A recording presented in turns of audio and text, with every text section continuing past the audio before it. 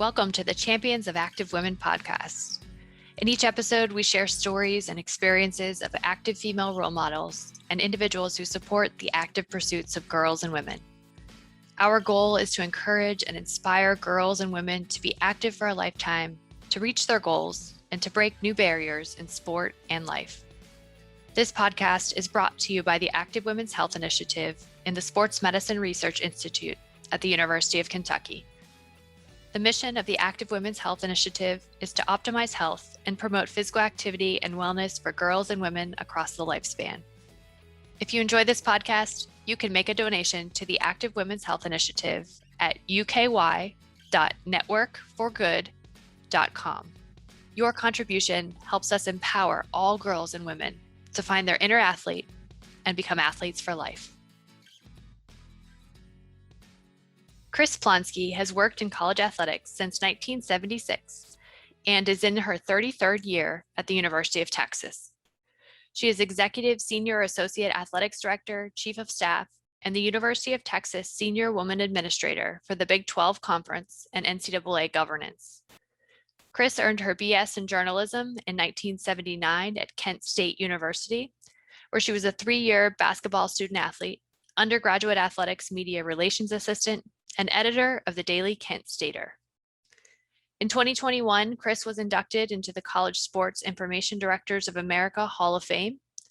She is a USA Basketball Board member, a U.S. Olympic Committee Collegiate Advisory Council member, and an emeritus board member of the National Football Foundation College Football Hall of Fame. Earlier this year, Chris joined our Active Women's Health Initiative Advisory Board. Welcome, Chris. Thank you so much for joining me today. It's a pleasure. Good to see you. So I'm really excited to hear your story, and you have had such a long career in athletics, and I'm hoping that you could get us started today by just talking about how you found that career and how it developed over time for you. You know, these are fun things to talk about because I think really the career found me. I'm a very typical kid, if you will. My parents are from Pennsylvania, moved us to Northeast Ohio, and that's, big sports country, if you will. As a kid, I followed the Steelers and the Pirates, and then we moved to the Akron, Ohio area. And of course, there were the Browns and the college teams in that area. Ohio State was the big behemoth. But, my interest in sports is ironic because I'm one of 5 girls. I mean, the eldest of 5 girls in my family, although I will tell you that my father was one of those fortunate people who was a great high school athlete, a little football player from Western PA who ended up with a football scholarship at a Southern school. It's now Louisiana Monroe. And, he did the typical fighting himself out of really lower means family. He was one of 10 children. My grandfather had come across from Poland on the boat as a 16-year-old. He was a coal miner. My father should have not had a trajectory of success the way he did. But again, true to the thing that I love today about college athletics and higher ed is that changed the arc of his life. That football scholarship to Louisiana Monroe allowed him to earn a business degree. He was a ROTC member, so he had served in the Army during the Korean conflict. He moved back to Pennsylvania, married my mother, and became a systems analyst for General Tire Motor Company long before I knew what a computer was. And that story of my father, I'll share just simply because that's what I get to do today with young men and women who have an opportunity to get a degree, compete in a sport, but what they're really about over a 4 to 5 year period is learning what they can do with the rest of their lives. And so I think it's that love of that notion. My dad exposed me to sports. He taught me how to run and pitch and catch, and eventually tolerated my love for basketball, as did my mother, my wonderful mother, who was an athlete in her own right. She was a dancer and a majorette, so I consider that athletic. But again, they both went to school. My mother was a nurse. She went to nursing school. And so education was highly important in our house. You were not allowed to do anything extracurricular unless your grades were good and unless you got your chores done. So that sort of discipline in order to participate was always rooted.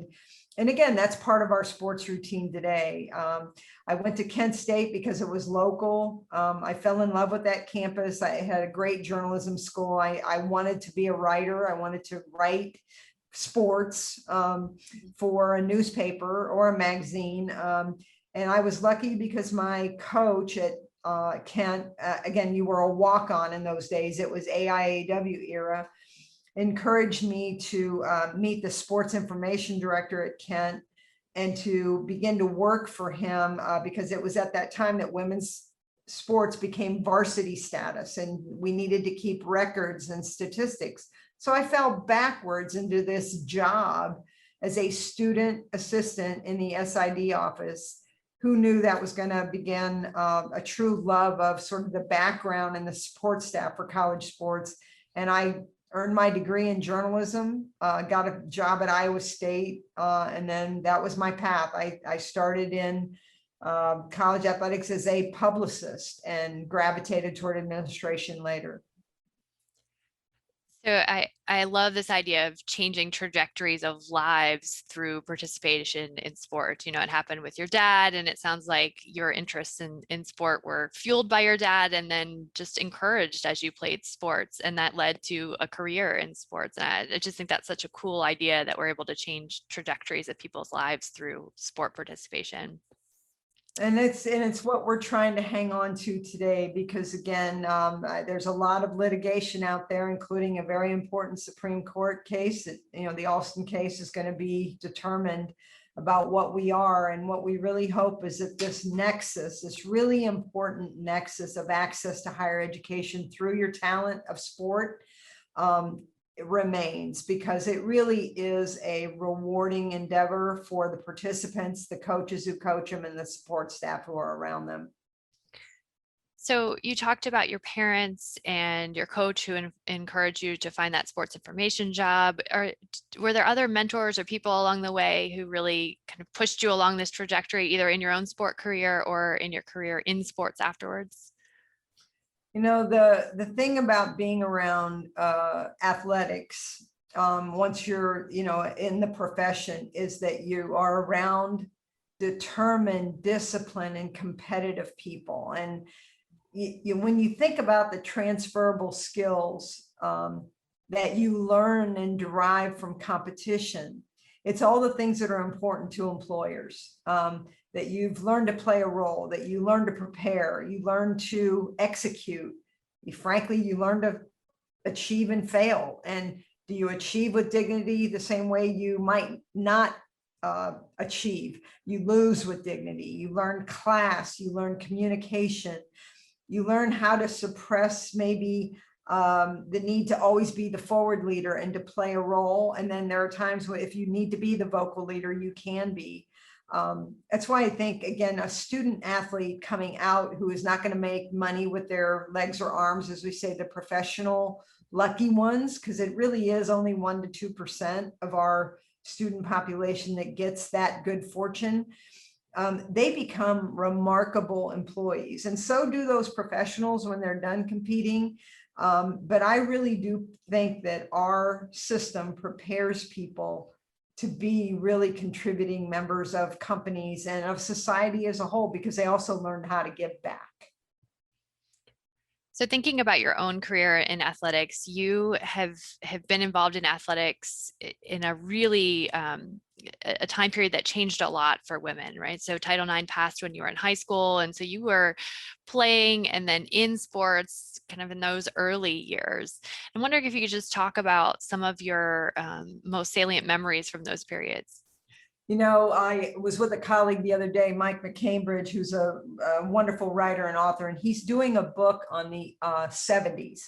But he's particularly interested in what happened to sports in the 70s, including what happened after the passage of Title IX, when Billie Jean King beat Bobby Riggs in the Battle of the Sexes, and all the things that grew out of the 70s, including, you know, social justice issues and equity, and just how society changed in the 70s, and with the launch of ESPN at the end of that decade, that changed the visuality of sport and made it a household fabric thing, because everything could be televised eventually. But my memories are really, again, being involved now as an administrator, are enjoying how those laws like Title IX or policies at universities change the ability for people to participate. I think we've always had passion, if you will, women, when they finally got the opportunity to be on formalized teams, they had a passion all along.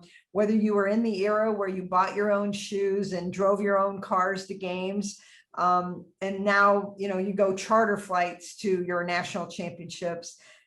It's the key. The key was access. Again, passion can only go so far, but when you get passion leading to participation, and then you have people that will actually endeavor to back you and support you and to provide services, that's when the magic really happens. And so for me, as a graduate from college in '79, being able to be employed as a full-time publicist. I mean, I got a job as a female in a very non-conventional area of athletics. There weren't that many women in PR in sports in 1979. Iowa State gave me a chance. The globe changed for me when I moved to Austin, Texas, though, in 1981. You got to remember that we had the whirlwind of a leader in Donna Lopiano, Dr. Donna Lopiano, as all of our students knew her. And that's relevant because Donna was a PhD, but she had also been a prolific athlete herself. And she believed that not only would a university like Texas be a place where she could build a program of the first class, emulating in every way what our already first class men's sports program was at Texas, but they let her do it as a separate athletic director. So when I landed here in '81, I looked around and I had a female boss, the AD. Jody Conrad, who was a women's basketball coach, was also the associate AD because she had an administrative role in addition to coaching basketball. Our business officer was a woman. Our academic chief was a woman. Our head of sports medicine was a woman. We had a full-time fundraiser. Donna was already selling season tickets in 1981, 82. Our event manager, our wonderful event manager, was a female. So it was a by women, for women sort of energetic scope. And you can't believe how much that influenced me, even though my previous bosses had been men because they were in the power chairs. I then went and worked for Dave Gavitt and Mike Tranghese at the Big East, but those also were men. Again, now it's the mid '80s. Women's athletics is no longer a secret. And they were so supportive of women in executive roles in a very vaunted office. I mean, our championships director was a female. I was a female publicist, and we had women in HR in our office. Very important sort of socialization atmospheres that I was in. And it was accepted if you were competent. I mean, the rule wasn't what gender you were. It was, are you competent at what you do? And I have always appreciated, again, when good people expect competency, they give you support, they outline the expectations in their vision and give you a chance to prove yourself, good things can happen. And I've been very blessed along the way to have bosses like that, including when I went back to Texas in 1993, and DeLoss Dodds gave me a position that, again, it was new. No one had ever done external affairs and marketing and sponsorship and licensing and television. He said, go do this. There was no blueprint, but he said, you can do this. It's PR, just with different words. There's more attached to the PR. Yeah, and I think it's so fascinating because there couldn't have been many examples in the '80s of being surrounded by that many women in those kinds of positions, right? That was relatively unique. It was, and we had some others too in this country, and people will know these names. Christine Grant was doing the same thing at Iowa. Judy Holland at UCLA, Barbara Hedges at USC, Gloria Ray and Joan Cronin at Tennessee, Bev Lewis at Arkansas. These were all the honorific women that we all wanted to be someday. They were the leaders. They were fighting the fights. They were the ones who were plowing the fields and, making the roadways for everybody that was going to follow. So I know many women today feel like we're standing on their shoulders, because without their work in those early years, especially the first 10 years of NCAA championship conduction, which was 1981-82 to 1991-92, that was critical, because if good work wouldn't have been done then, we wouldn't be seeing what we're seeing now. Like tonight, you're going to see 13,000 people watching the second game of the Women's College Softball World Series. There won't be a seat open in Oklahoma City. And this weekend, Eugene will be abuzz with track nationals for men and women, and it will be fully televised. It's so wonderful to see that their work resulted in what opportunities exist today for men and women. So when you think about those times, and then you think about, let's say, your current student athletes, what do you hope that we all, including your current student athletes, remember about how it used to be, and kind of what we can learn from that moving forward? At Texas, we have a wonderful vice president and athletic director, Chris Delcani, who had, again, been a student athlete himself, a equivalency student athlete. He was a high jumper. He started at Oregon State and finished his degree at Santa Barbara, got into athletics, external relations, and became an AD at Rice and then TCU. And fortunately, he landed at Texas in 17. And when he got here to Texas, he said, "This is a championship program. Where are all the stuff? Where's the stuff that we've won? Where's the Hall of Fame?" And we said, "Well, we have trophies in all of our facilities, but we really don't have one aggregate area." He said, "Our current students and our alumni and our fans need to see what achievements this great athletics program at this great university has done." He goes, "We are building a Hall of Fame." Well, the old PR person in me, I said, "Can I please help on the content on that?" Because I've been here for most of the eras. And so now we have this grandiose presentation of a Hall of Fame, and you'll find this interesting.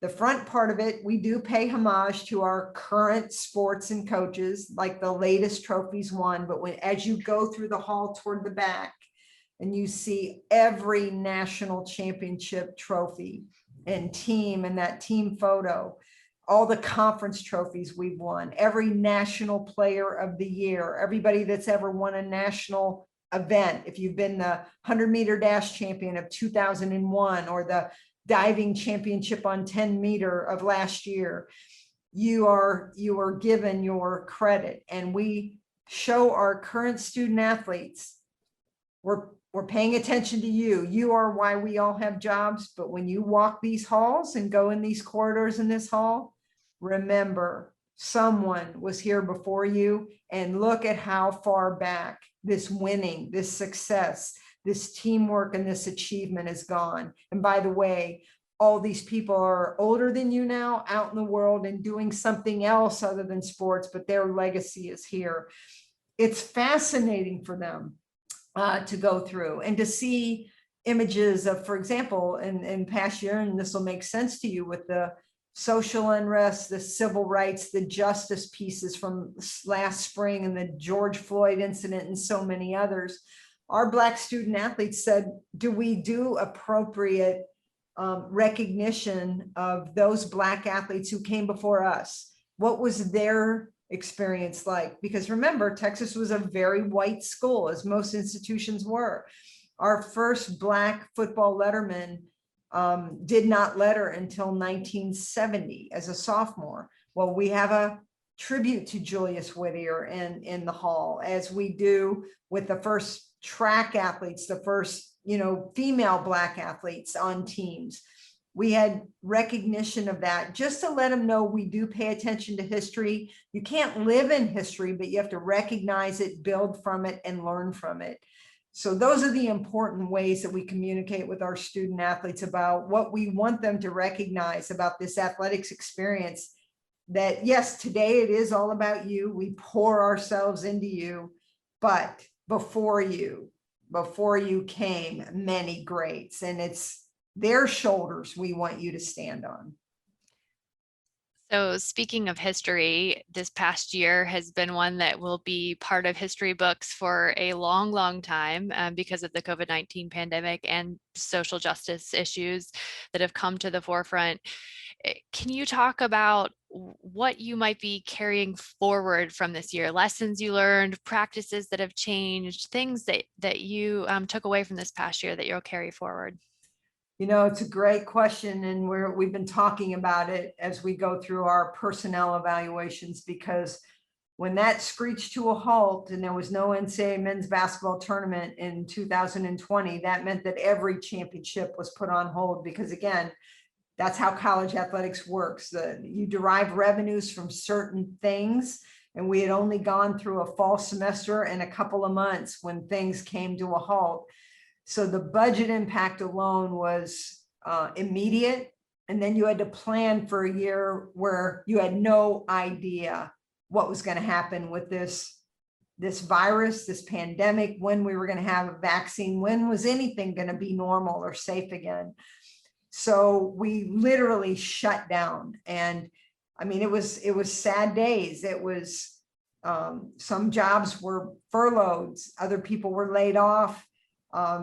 It was sad stuff. And then we had to get through a year doing more things with less, not only in money, but personnel, where we traveled, how we traveled, regional competition instead of going across the country. Because we just didn't know. We had to budget for a lot more sports medicine support because, testing, when we finally could try to get our teams back in summer of 2020, COVID tests aren't free. Results aren't free. And so it was millions of dollars just in the testing. And I think at last count, I conducted about 38,000 COVID tests for our 20 sports teams. And amazingly, we have had one of the most marvelous competitive years ever. And because there was such a focus and a diligence on staying healthy, staying disciplined, not a lot of distraction, because you just couldn't be around others other than your bubble, including fans until recently. We have a super regional in baseball this weekend. It's 100% capacity, but that's only been about 3 weeks worth of reality for us. Teams had to learn to compete in front of no one. So weird. But you know what? The medal that our student athletes and coaches have shown, we've won 3 national championships so far at Texas in men's swimming and diving, women's tennis. That's a Title IX added sport from the late 90s. That one was particularly prideful. It was a close race and incredible euphoric achievement. We've won 13 conference championships, and some in truncated seasons like volleyball. They played a season, then had to come back in the spring to play its NCAA championship. And we got all the way to the final and got beat by a great Kentucky team in an epic match. It was almost, I don't even think we lost. I just think Kentucky won because they were so good that night.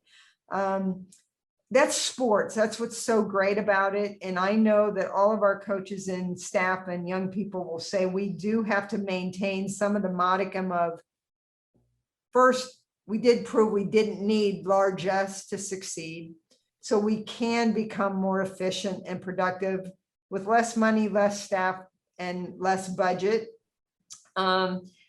I think learning that you can multitask even more than you thought you could with everybody on your team.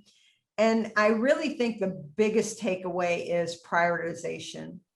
What is really important? And if you go back in COVID, it was, if you could not get positive results from your COVID testing, meaning everybody negative, something else was going to happen to derail or disrupt. So it's that modicum of what do we have to do to be perfect in this particular circumstance. It won't be necessarily COVID testing in a year, although we don't know whether a booster shot will be required. We may be right back to routine next or a year from now. But I do think that learning that strategy maintaining your priorities, your focus on priorities at all expense is really what's going to carry college sports and higher ed too forward. I mean, because our presidents and their cabinets were doing the same thing on campuses. What is really the most important thing when we don't have in-person classes, we don't have normal traffic on campus, we don't have eateries open normally, we don't, the dorms aren't full. Well, we learned a lot on that. And I think higher ed will be different too and operate more efficiently coming out of COVID. So we were fortunate to have you join the Active Women's Health Initiative board here recently. And one of our big missions, as you know, is to promote health and wellness and physical activity for girls and women across the lifespan, both through athletics, but in general, just across the life. And I'm wondering why that mission is so important to you. Well, I'm a big believer in that the strength of families and structure, it does lie in females. They are people that are so important to the fabric of upbringing. It's who children depend on so much because they tend to be around them more. We need to keep women healthy so that they can do the multitasking that we're talking about. It's typical of raising your family, keeping your family centric, and taking care of the health of everybody else in the household. I mean, I told you my mom was an RN. One of my 4 sisters is an RN, and I just watch what they do with their families and what they've done. And I know that that's going on in every household on this planet. And it doesn't matter what country you're talking about, ours or any other. So women's health has to be a priority in an initiative. Not that men's health is not, but it's just the truth. And I'm not afraid to say this as a female or as a leader. I believe that women contribute greatly. And if they're healthier and they are not as stressed, meaning that they're taking care of their behavioral and mental health as well, they perform better, they perform more, and they contribute. And much is being asked of women, not only in the COVID environment, but it was that way since the 70s. There are very rare cases where a female doesn't have to do something other than just stay at home and watch kids. It's just so much is demanded. So I also know that our style of living in America in particular is stressful. And we need to teach women in this technology-friendly place that we are. There's so much more information accessible to people, but do they know how to use or get to that info? So it's the sharing of resources, it's the sharing of data, it's the sharing of resources to help you get healthy. I love to be around a campus because I love professors who are doing research or have grants to do public education on, for example, diabetes initiatives, how to prevent diabetes, how to treat diabetes, because we know that's more common in the way people work. How do we teach people how to eat better, exercise more, take care of themselves in a better way? We're going to have mobile health soon that'll be very helpful to people that are remote. I live in a big state, close to 30 million people. Not every place is like Austin, which is a metropolitan city. There are rural communities here where, caravans, literally CAREA vans, are the mobility medicine that is available in some of these communities. And it's women who are being treated with their children much of the time with those types of resources. So I love from the minute I got the call about your network that I first of all, it's what I do every day in a college athletics environment. I supervise the people that are that touch the student athletes, the people in academics and behavioral health, sports medicine, strength and conditioning, nutrition. Those are the experts, and I've learned so much from them. And anytime I can have another chance to be around professionals to learn from, I want to do it. So in what ways are physical activity or movement part of your life and your success? No, I lucked out again. Sometimes you fall backwards into things. I actually moved during COVID. I had downsized from a home, and I loved my home. I lived there 12 years, but it was a big yard and a lot to take care of. And I literally closed on a lock and leave condominium the day that Austin went to shelter in place because of COVID. I called my mover and begged them to bring my stuff so that I could have something to do. Because literally, what do you do when you're in a house and you know you're on lockdown in your city? So I began to be pretty, more active than I had ever been during that period of time. And then again, as we came out of COVID and I was able to go back to work, most of our staff was remote, but I began to go in the office late April pretty routinely every day. I just decided to get into a routine, and I wanted to walk my 2 miles in my nice neighborhood now. I had less to take care of, so I had time to get up earlier. I could sleep better because I was tireder at night. I began to eat better. I formed a little supper club with some friends to share meals. Some of us cooked, some of us shopped, some of us did both, but all of us became sort of dependent on each other to get through this COVID environment. And, where you had to have food delivered to your house, even from grocery stores. And you figured out, okay, can we really cook? Like, none of us were really domesticized at that point, but you learn stuff. And you know what? You eat better when you get farm to market stuff and you're like, God, these vegetables taste pretty good. I should have been eating more of them lately. So again, that's another COVID thing. I got into a total routine.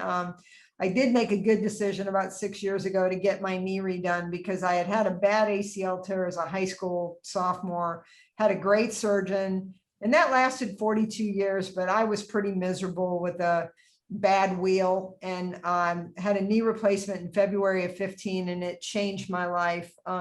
Just the rehab from that brought back those old memories of rehabbing from my ACL op. But it allows me now to walk without pain, golf without pain, do everything without pain. I tell the guys here at work, I'm like, I'll carry stuff. I can go up and down stairs anytime I want. Now I have a bionic knee. So it's been fun to be healthy again in a way that we had a service from my dad 2 weeks ago. He had died in November of 19, and we couldn't do a service for him in COVID.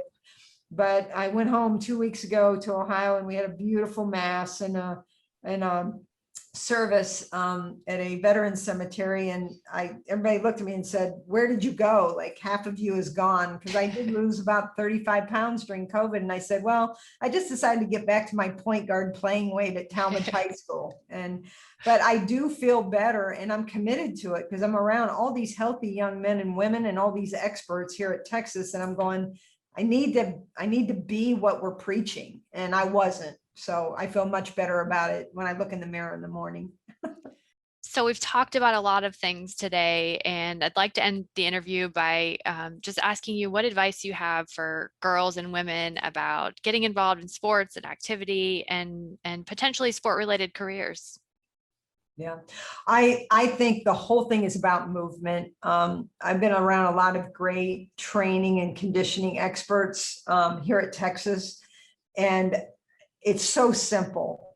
Again, it's about good diet. It's about moving. You don't necessarily need to be a sports team member or a star, but move, walk, swim, bike, take steps instead of the elevators. I mean, I hate elevators in general. So there are times you need them if you're loaded down. Steps are so much better. And again, it's just really prioritizing self and prioritizing time. That's the thing. Again, in school systems, we know we went through this period of time where PE classes were cut back. Well, in that time frame, if that was going to happen, what we forgot to do was to encourage schools to not discourage movement. And I don't care if that meant just getting outside, getting some air, allowing people that weren't good enough to maybe swing bats or shoot basketballs or hit volleyballs, you could still move. And I think that we forget how simple health can be if we let it. And I worry now that at times we look so specialized in sports that we're discouraging young people from ever thinking they could play on a team, because if you don't go in this volleyball league, or you don't play all summer, or if you're not on this traveling team, you can't be. Hey, we count on high schools to allow, and junior highs, to allow this participation to happen. And if there are outside club activities, which are volunteer and they're not overstated, but participate, we still need that. We still need it in the worst way, to allow young people to know that just because you're not going to be the star, or even envision yourself on a scholarship somewhere, being fit and healthy is actually should be mandated for everybody, because you can, and it is self-controlled. What else would you like to share with our audience today?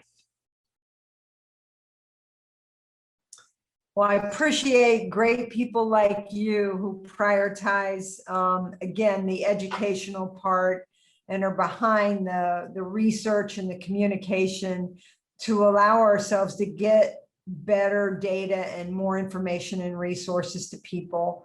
I think universities like University of Kentucky, University of Texas are just bastions of goodness, because they do so much more than just educate the population that's on their campuses. They really do serve their communities and their states in a better way. And they also educate the future and the people that are going to continue on to pay it forward in whatever endeavor and whatever profession that they choose from their higher education arc. Well, I thank you so much for your time today. Thank you for your time, and take good care. Thank you for listening to the Champions of Active Women podcast. This podcast is brought to you by the Active Women's Health Initiative and the Sports Medicine Research Institute within the College of Health Sciences at the University of Kentucky. This episode was produced by the Faculty Media Depot. If you enjoyed this episode, please subscribe, share with your social networks, or simply tell a friend about us. If you want to help us sustain the Champions of Active Women podcast, donate to the Active Women's Health Initiative at uky.networkforgood.com. For up-to-date information about our initiative, follow us on social media at UKAWHI. Thank you for joining us as we empower all girls and women to become athletes for life.